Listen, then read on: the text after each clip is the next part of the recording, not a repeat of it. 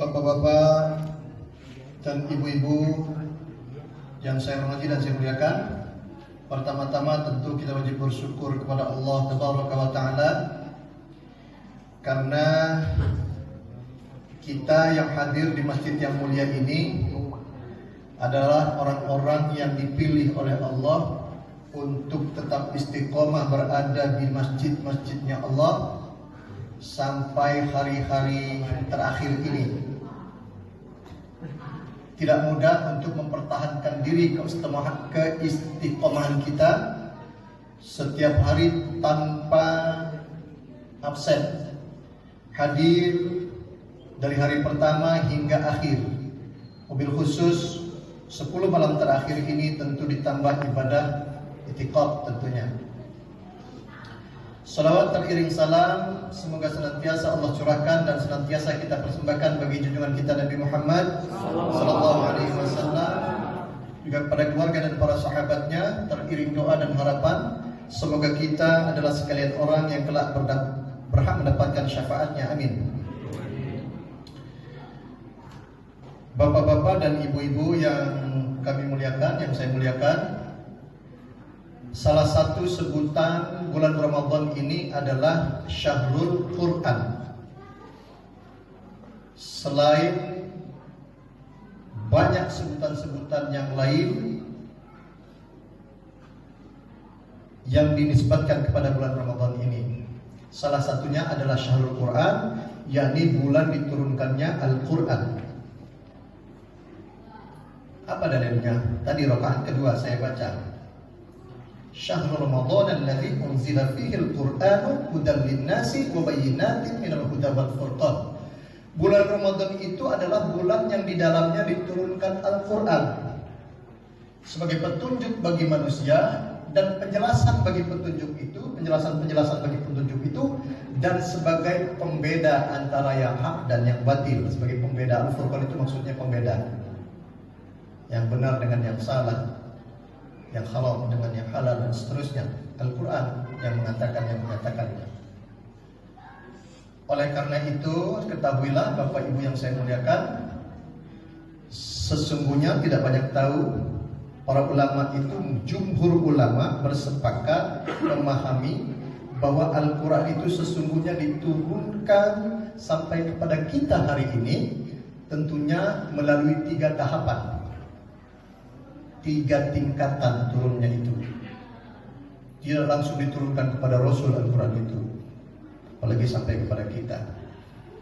Yang pertama, tingkatan yang pertama atau tahap yang pertama, Allah turunkan, Allah letakkan Al-Quran itu dalam keadaan utuh, kitab yang utuh dan sempurna, sudah lengkap, yang disebut dengan jumlatul wahidah, itu di Lauhil Mahfuz. Allah letakkan Al-Quran itu sudah dalam keadaan lengkap sekaligus dalam satu kitab yang utuh di Lauhil Mahfuz. Apa dalilnya? Surat Al-Buruj ayat terakhir itu, ya, bal huwa Qur'anun Majid. Bahkan yang didustakan oleh orang kafir itu adalah Al-Quran yang mulia, fi Lauhil Mahfuz, yang ditempatkan di tempat yang terjaga atau Lauhil Mahfuz. Itulah keterangan dari Allah bahwa Al-Quran itu diletakkan di Lauhil Mahfuz. Tentang bagaimana dan kapan itu terjadi, tidak ada yang tahu selain Allah. Itu. Jadi pertama, Allah itu menurunkan Al-Quran itu secara lengkap, meletakkan atau menyimpan Al-Quran secara lengkap di Lauhil Mahfuz, namanya tempat yang terjaga. Kemudian tingkatan yang kedua, setelah Al-Quran ini berada di Lauhil Mahfuz, Allah turunkan dari Lauhil Mahfuz itu ke Baitul Izzah namanya. Baitul Izzah itu adalah langit dunia. Apa itu langit dunia? Langit yang terdekat dari bumi kita ini. Itu langit dunia namanya. Allah turunkan itu dari Lauhil Mahfuz ke Baitul Izzah melalui malaikat Jibril, ya. Kapan terjadinya? Adalah di bulan Ramadan. Kapan itu? Itu masih dalam keadaan utuh, sebagaimana Allah meletakkan Al-Quran itu di Lauhil Mahfuz. Terjadinya apa? Malam Lailatul Qadar. Al-Quran itu diturunkan dari Lauhul Mahfuz ke langit dunia itu pada malam Lailatul Qadar. Apa dasarnya? Inna anzalnahu fi Lailatul Qadar. Sesungguhnya kami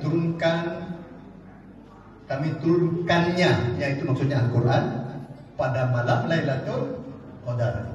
Dalam surat Ad-Dukhan ayat 3, Inna anzalnahu fi lailatin mubarakatin inna kunna munzirin.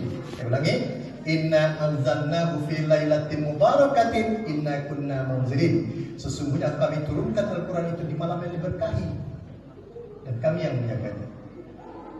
Jadi ulama sepakat malam yang diberkahi itu adalah malam Lailatul Qadar. Maka oleh karena itu tahapan yang kedua itu turunnya Al-Quran adalah pada malam Lailatul Qadar. Kapan itu malam Lailatul Qadar? Menurut riwayat yang sahih, malam Lailatul Qadar itu jatuhnya atau turunnya pada malam 10 terakhir bulan Ramadan, dan dipersempit lagi pada riwayat yang lain pada malam-malam ganjil. Oleh karena itu bisa saja semalam itu momentum turunnya Lailatul Qadar, bisa saja malam ini malam 24. Jadi malam itu malam di mana malam yang lebih baik dari 1000 bulan, kata Allah. Jadi ibadahnya kita itu yang bertepatan dengan turunnya Lailatul Qadar itu nilainya lebih baik dari 1000 bulan atau 83 tahun lebih. Gitu. Kita disyariatkan malam itu Pak, kalau doa banyaklah zikirnya, doanya Allahumma innaka afuwun tuhibbul afwa fa'fu anni. Ya, Allahumma innaka afuwun tuhibbul afwa fa'fu anni. Ya Allah, sesungguhnya Engkau Maha Pengampun dan suka mengampuni, maka ampunilah aku ya Allah. Tidak ada lain Pak yang diminta dalam Lailatul Qadar itu, minta ampun.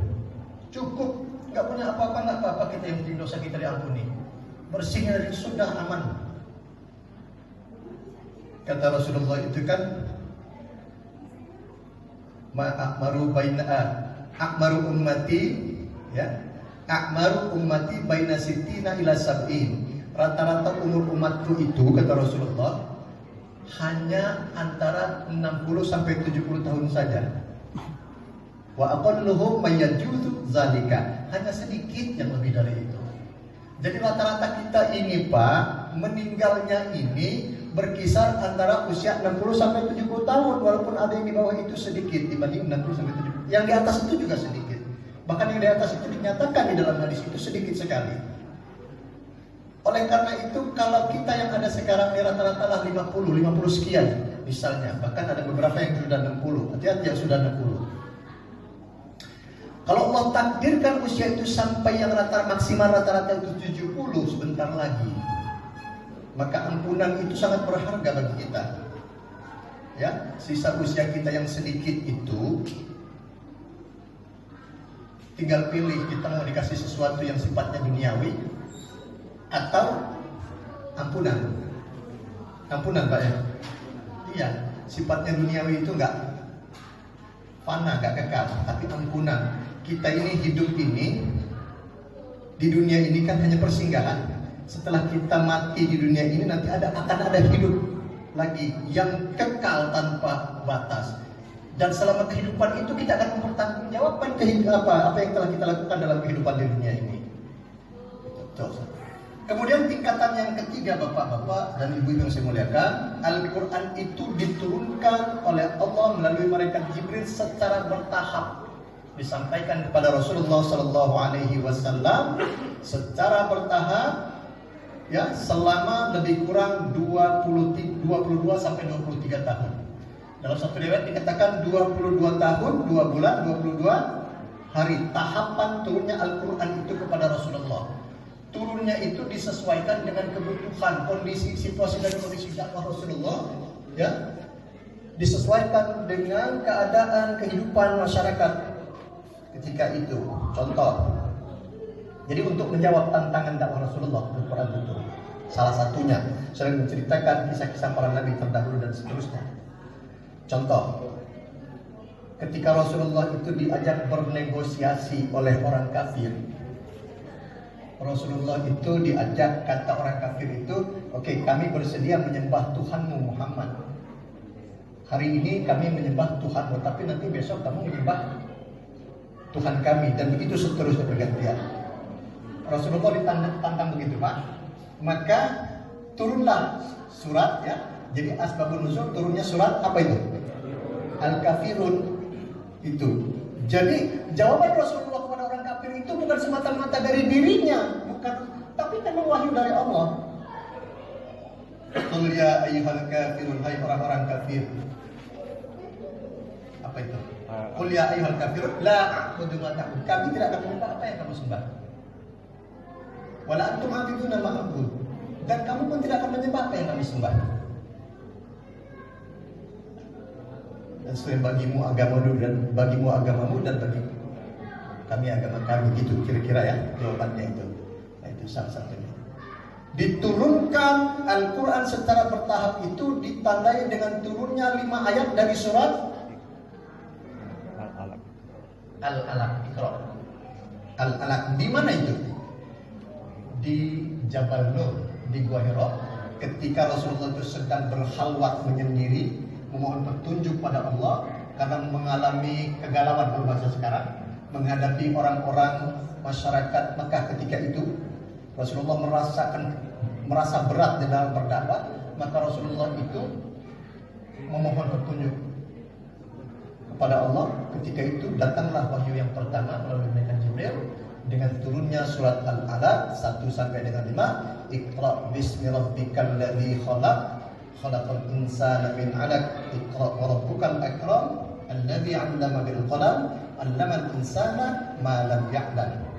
Bacalah dengan menyebut nama Tuhanmu, kata malaikat Jibril.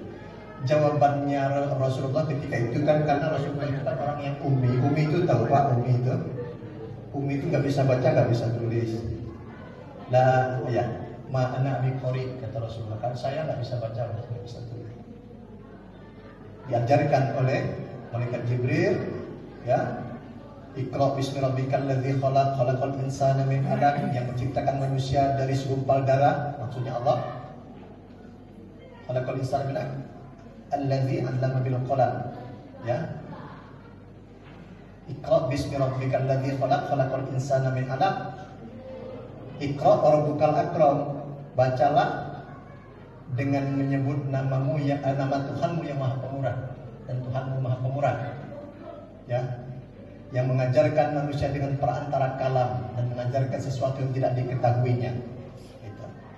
Dan secara bertahap Al-Quran itu turun selama 22 tahun lebih, berakhir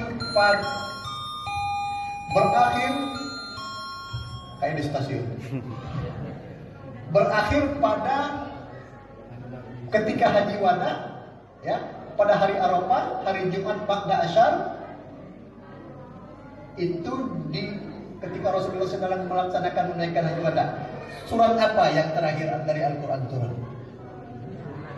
Al-yawma akmaltu lakum dinakum. Surat Al-Maidah ayat 3, Pak. Itu yang terakhir. Kalau yang pertama tadi Al-Alaq 1 sampai 5, yang terakhir ayat Quran yang turun kepada Rasulullah itu surat Al-Maidah ayat 3. Bagian dari Al-Maidah ayat 3. Al-yawma Al-yawma akmaltu lakum dinakum wa atmamtu 'alaikum ni'mati wa raditu lakumul Islam madina. Kata Allah kepada Rasulullah, pada hari ini telah aku sempurnakan agamamu untukmu dan telah aku cukupkan nikmatku bagi umat, nikmatku bagimu, dan telah aku sempurnakan Islam menjadi agamamu. Jadi itulah Pak, Al-Quran itu sejarah turunnya Al-Quran pada bulan Ramadan. Maka itu Ramadan ini adalah bulan yang istimewa karena Al-Quran itu turunnya di bulan Ramadan. Ya, terakhir bacalah Quran karena selain menjadi tuntunan hidup bagi kita, pedoman hidup, selamat kita kalau ikut Al-Quran. Bapak-bapak dan ibu-ibu yang saya hormati dan saya muliakan, pertama-tama tentu kita wajib bersyukur kepada Allah Taala karena kita yang hadir di masjid yang mulia ini adalah orang-orang yang dipilih oleh Allah untuk tetap istiqomah.